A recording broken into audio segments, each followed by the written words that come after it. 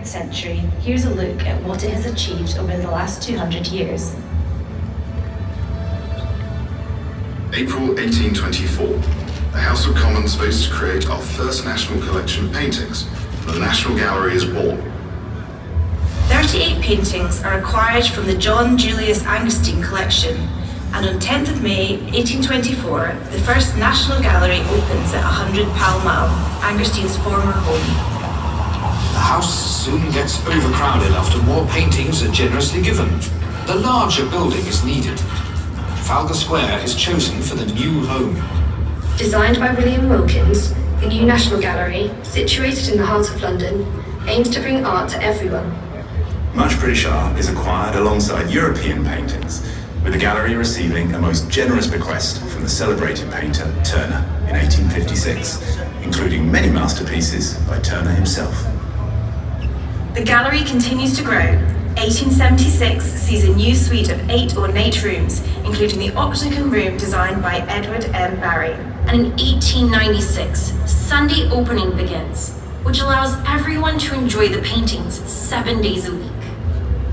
July 1914, the world is at war. Threats of aerial bombardment over London mean 675 paintings are removed during the global conflict, with some hidden in Aldwych underground station. More paintings arrive.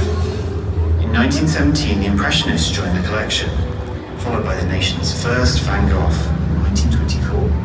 In 1934, the gallery appoints a scientific advisor, laying the foundations for a world-leading scientific department and the conservation work that takes place today.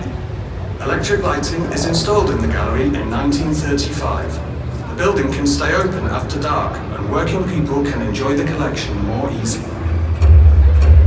During the Second World War, the collection is scattered across England and Wales and is eventually hidden in Manod, a slate mine in North Wales.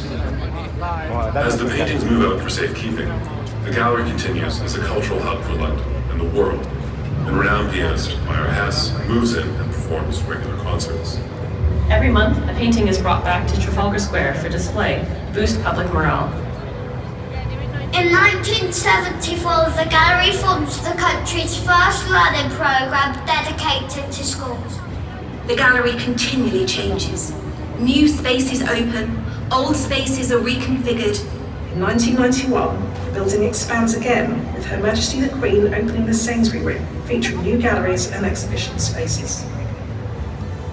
Your National Gallery continues to flourish and grow through the support of the government, the Art Fund, and the kindness and vision of numerous supporters. And most importantly, the daily generosity of the public. And remains a free space for everyone, everywhere. Bringing people and paintings together.